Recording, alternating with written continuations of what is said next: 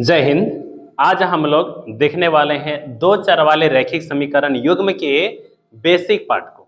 यह आपको मिल जाता है चैप्टर नंबर 3 में और यह परीक्षा की दृष्टि से बेहद ही महत्वपूर्ण चैप्टर आ जाता है और इसकी एक बेहतर समझ जरूरी है समीकरण को हल करने के लिए। और अभी हम लोग देखने वाले हैं दो चर वाले रैखिक समीकरण युग्म होता क्या है, क्या इसका रूप होता है, किसको कहते हैं दो चर वाले रैखिक समीकरण युग्म, और फिर आगे आने वाले क्लास में हम लोग डिस्कस करेंगे कि इसके हल कैसे ज्ञात करते हैं। तो चलिए सबसे पहले समझते हैं कि दो चर वाले रैखिक समीकरण युग्म है क्या। पहले इसका मानक रूप समझ लेते हैं कि क्या होता है इसका मानक रूप, किसको कहा जाता है दो चर वाले रैखिक समीकरण युग्म। तो पहले बात आ रही है कि दो चर का, तो दो चर हो सकते हैं, एक्स हो सकते हैं, वाई हो सकते हैं, पी क्यू हो सकते हैं, एस टी हो सकते हैं, कुछ भी हो सकते हैं दो चर। तो दो चर को लेकर के हम लोग बनाते हैं। पहले आप इसको एक चीज समझिएगा, दो चर वाले रैखिक समीकरण का जो मानक रूप हुआ करता था, आप 9th क्लास में पढ़े होंगे, a x plus b y plus c बराबर 0। ये हो जाता है क्या, दो चर वाले रैखिक समीकरण का मानक रूप। दो चर है, एक एक्स है, एक है वाई, और ए जो है एक्स का कोफिशिएंट है यानी गुणांक है, और वाई बी जो है वाई का गुणांक है, और सी जो है यहाँ अचर पद होता है। तो इस तरह के समीकरण को दो चर वाले रैखिक समीकरण कहते हैं। अब बात यहाँ नया बात यहाँ जो आपके 10th क्लास में आई है वो है युग्म। युग्म का मतलब जोड़ा में आएगा, मतलब ऐसा समीकरण दो ठो आएगा, यानी कैसा रहेगा, तब लिखेंगे इसमें लिखेंगे a x plus b y plus c बराबर 0, ये समीकरण 1 हो जाएगा। अच्छा, दूसरा समीकरण देखिएगा, तो ए एक्स फिर बी वाई और प्लस सी बराबर 0, ये समीकरण 2 हो गया। अब कहिएगा युग्म में था, तो युग्म में तो ऐसा है यानी 2 गो आया है। अब कहेंगे कि एक ही चीज को 2 बार लिख दिए हैं सर, तो 2 बार नहीं, आप इसको समझिएगा ऐसे, ये वाला चीज हो सकता है ए अलग होगा, यहाँ का ए अलग हो सकता है, ये तो कोई मान होगा ना, इसलिए इसको हम लोग ऐसा लिखते हैं कि ए जैसे यहाँ पर हो सकता है 3x जोड़ 4y ऐसे करके हो सकता है। तो यहाँ पर ए के लिए हम इसको कहते हैं a1, बी के लिए क्या कह देंगे b1, और यहाँ सी के लिए कह देंगे c1। तो इस तरह से पहला समीकरण का रूप कैसा हो जाएगा, a1x plus b1y plus c1 बराबर 0, ये पहला समीकरण का हो गया। अब दूसरा समीकरण के लिए मान लीजिए कुछ दूसरा होगा अंक, तो यहाँ पर हम इसको लिखेंगे a2x, क्योंकि समीकरण 2 है तो इसके लिए लिखेंगे a2x, प्लस इसके लिए क्या लिख देंगे इधर में b2y लिखेंगे, और इसके लिए लिखेंगे c2 बराबर 0। तो दो चर वाले रैखिक समीकरण युग्म का मानक रूप क्या हो गया बच्चों, a1x plus b1y plus c1 बराबर 0, और a2x plus b2y plus c2 बराबर 0। आई होप ये आपको समझ में आ गई होगी कि दो चर वाले रैखिक समीकरण युग्म है क्या। ठीक है, इसी तरह पूरे क्लास आपको समझ में आएगी, वीडियो में बने रहिएगा, और चैनल पर नए हैं तो सब्सक्राइब जरूर करिएगा। चलिए आगे देखते हैं। तो a1x plus b1y plus c1 बराबर 0, ये किसका समीकरण हो गया, समीकरण 1 हो गया। ठीक है, दो चर वाले रैखिक समीकरण के पहला समीकरण, ये दूसरा। अब इसका हम एक बेसिक पार्ट समझने वाले हैं, जो आपके आने वाले एक्सरसाइज है उसमें आपको बहुत जरूरत पड़ेगी इसकी। तो आइए देखते हैं। सबसे पहले इसका एक तुलना करते हैं एक समीकरण लेकर के। हाँ, ऐसा समझिए, दो समीकरण लेते हैं, चलिए देखते हैं। मान लीजिए कहीं पर एक ऐसा समीकरण लिखा है 2x प्लस 3y और प्लस 4 इज इक्वल टू 0। एक जगह लिखा है 3x प्लस 4y और प्लस 7 इज इक्वल टू 0। ये समीकरण 1 है, समीकरण 2 है। अब यहाँ से आपको एक काम करना है, एक चीज देखिएगा, खाली से वीडियो देखने से नहीं होगा, आप कॉपी निकाल के लिखिए, समझ गए कि नहीं, तब आप समझ में आएगा। तो अब यहाँ पर इस समीकरण 1 और समीकरण 2 को देखिए कैसे लिखेंगे। अब ये दोनों का तुलना करिएगा, बताइएगा x के आगे जो है यहाँ 2 है, यहाँ x के आगे में क्या है a1। आप यहाँ पर a1 b1 c1 का मान लिखिएगा। पहले बोलिए a1, उसके बाद किसका b1, उसके बाद किसका c1 का मान लिखिए। बोलिए क्या हो गया, a1 के जगह 2, कॉमा देखिए b1 के जगह 3, और c1 के जगह क्या लिखिएगा 4, c1 के जगह 4 लिखेंगे। ये हो गया आपका लिखा गया। अब इसी तरह से बोलिए a2 बराबर क्या हो जाएगा, a2 बराबर जैसे समीकरण 2 में देखिएगा a2 क्या है, x के जो आगे रहता है वो a2 कहलाता है, तो यहाँ x के आगे क्या है, x का गुणांक जो है वो 3 है, तो यहाँ पर हो गया a2 का मान क्या हो गया 3। अच्छा, b2 का मान क्या हो जाएगा, b2 का मान जो y का गुणांक है ये 4, और c2 का मान क्या हो जाएगा, जो अचर पद है यहाँ पर 7। तो a1 b1 c1 a2 b2 c2, I hope आप लोग लिखना सीख चुके होंगे। सीखे या नहीं, यदि लिखना सीख गए हैं तो कमेंट में यस जरूर लिखिए। ठीक है, आगे बढ़ते हैं। अब हम ऐसे में ऐसे समीकरण जो दिए रहते हैं इसमें A1 B1 C1 A2 B2 C2 इनको लिखने के बाद कुछ बेसिक चीज होते हैं कि इस आपको पूछेगा कि समीकरण का कई ठो हल हो सकता है। देखिए, दो चर वाले रैखिक समीकरण का उसको एक रेखा के रूप में निरूपित किया जा सकता है समीकरण को, और उसका अपरिमित रूप से अनेक हल होते हैं एक समीकरण का। लेकिन जब दो समीकरण आ जाए तो दो समीकरण का हल कई ठो है, एक ही ठो हल है कि अपरिमित रूप से अनेक हल है कि कोई हल नहीं है। इस परिस्थिति को हम लोग जानने के लिए हम A1 B1 C1 A2 B2 C2 की तुलना करते हैं। तो इस तुलनात्मक अध्ययन को आज आप लोग को समझ लेना है।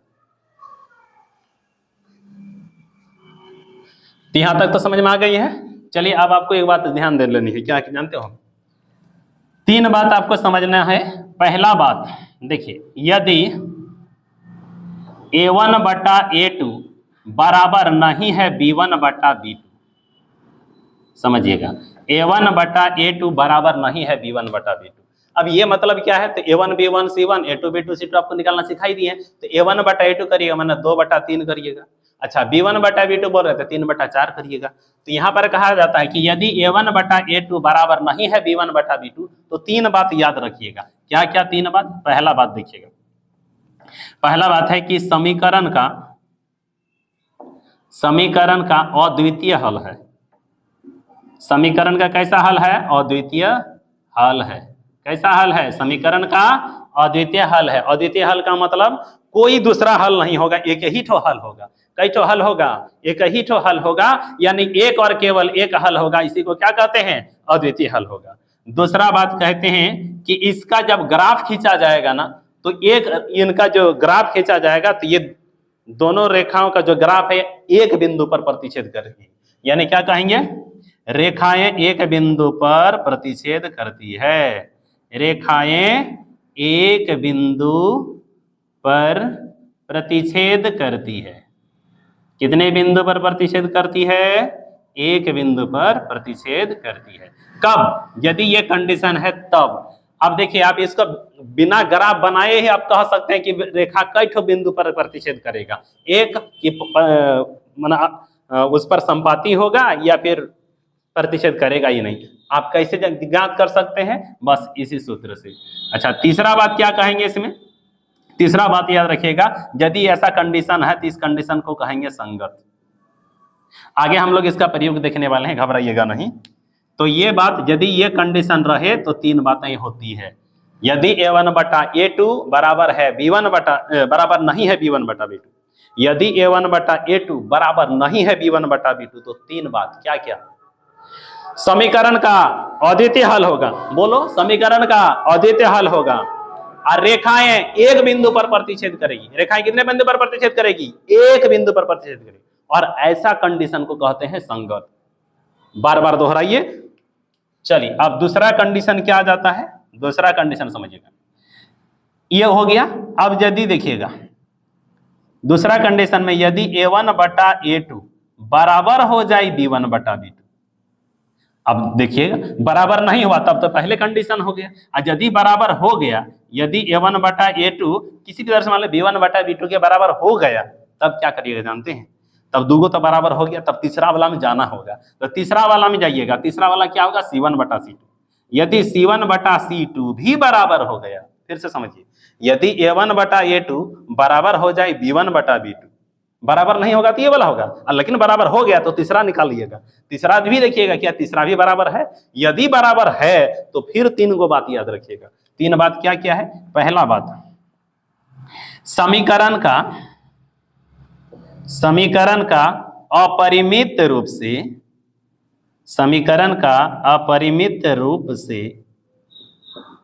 अनेक हल है। समीकरण का अपरिमित रूप से अनेक हल है, पहला बात। दूसरा बात, यहाँ क्या बोले थे? अद्वितीय हल माने एक एक हल। और यहाँ ऐसा जगत क्या कहेंगे? अनेक हल होगा। यहाँ क्या बोले थे? रेखाएं एक बिंदु पर प्रतिच्छेद करती है। और यहाँ कहेंगे रेखाएं संपाती है। रेखाएं संपाती है। रेखाएं कैसा है? संपाती है। अभी समझा देंगे संपाती है क्या होता है। अभी तीसरा बात देखिए, तीसरा बात क्या बोलेंगे? संगत आएगा, ये भी लिखेंगे संगत। समझ में आ गई होगी। अब देखिए हम यहाँ पर ये रेखाओं की बात करेंगे, अभी आगे बढ़ते हैं, फिर हम इस रेखा को एक बार फिर से हम समझा देंगे, इस बात को हम फिर से आपको समझा देंगे। पहले समझिए, इधर आगे देख लीजिए। तीसरा कंडीशन क्या हो जाएगा? तीसरा कंडीशन बच्चों, तीसरा कंडीशन के लिए यहां देखिए,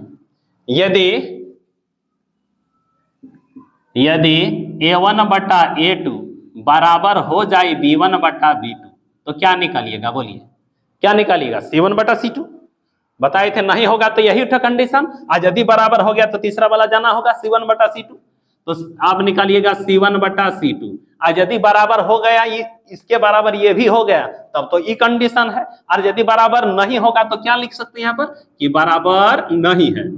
यही ना हो सकता है कि A1 बटा A2 बराबर हो जाए B1 बटा B2 और बराबर नहीं होगा C1 बटा C2। तब फिर तीन को बात याद रखिए। वो तीन बात क्या है?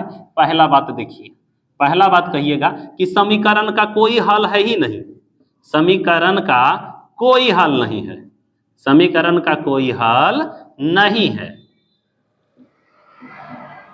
यदि समीकरण का कोई हल नहीं है, इसका मतलब रेखा कहीं कटबे नहीं करेगा, तो कहेंगे रेखाएं समांतर होंगी। रेखाएं कैसी होंगी? समांतर। रेखाएं समांतर है, यह रेखाएं समांतर होंगी। अच्छा, तीसरा बात क्या कहेंगे?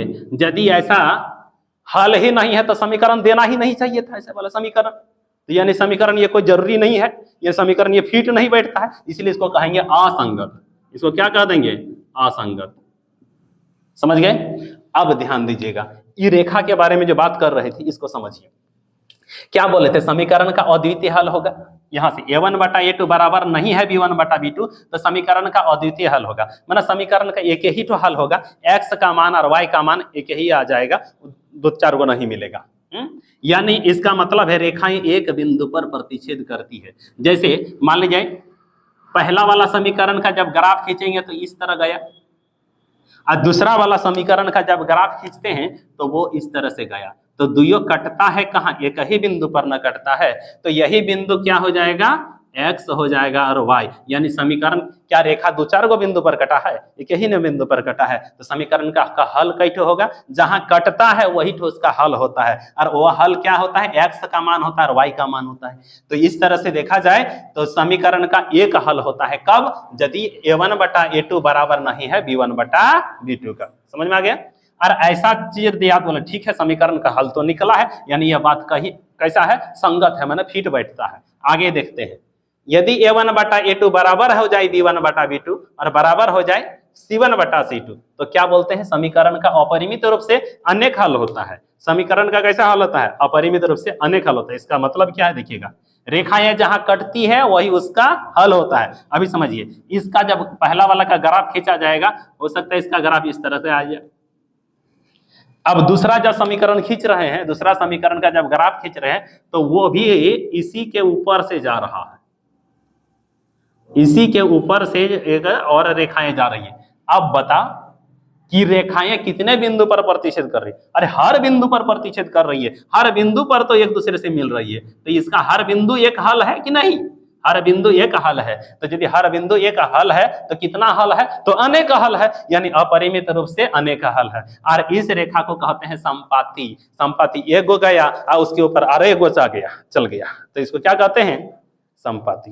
क्या कहते हैं? संपाती। और यानी यह भी कैसा है? तो यह भी कहेंगे संगत है। अब यहां ध्यान दीजिएगा, यदि A1 बटा A2 बराबर है B1 बटा B2 और बराबर नहीं है C1 बटा C2, तो ऐसे में समीकरण का कोई हल नहीं होगा, कोई हल नहीं होगा। इसका मतलब रेखाएं समांतर होगी। समांतर होने का मतलब देखिए, पहला समीकरण का रेखा खींचेंगे तो मान लो इस तरह से चल गया, और दूसरा समीकरण का जब रेखा खींच रहे होते हैं, ग्राफ खींच रहे होते हैं, तो इस तरह से चला गया। अब बता ये कहाँ कटेगा एक दूसरे से? कहीं नहीं कटेगा। यदि नहीं कटेगा तो समीकरण का कोई हल नहीं है, क्योंकि हल कौन होता है? जहां कटेगा। यहाँ कट रहा था तो एक जगह कट रहा था तो एक गो हल हुआ था, यहाँ हर जगह कट रहा था तो यानी अनेक हल हुआ था। और यहाँ कहीं कटबे नहीं कर रहा है, कहीं जब नहीं कट रहा तो इसका कोई हल है? कोई हल नहीं है। ऐसे में कहेंगे समीकरण का कोई हल नहीं है। और जब इसका ग्राफ खींचा जाए तो ये रेखाएं कैसे जाती है? समांतर जाती है। और ऐसा जब हल है ही नहीं, रेखाएं कटती ही नहीं, तो ये समीकरण ही बेकार दिए हैं ना आप, इसलिए इसको क्या कहेंगे? असंगत कहेंगे। आई होप आपको ये क्लास समझ में आई होगी। मिलते हैं नेक्स्ट क्लास में, तब तक के लिए वंदे मातरम।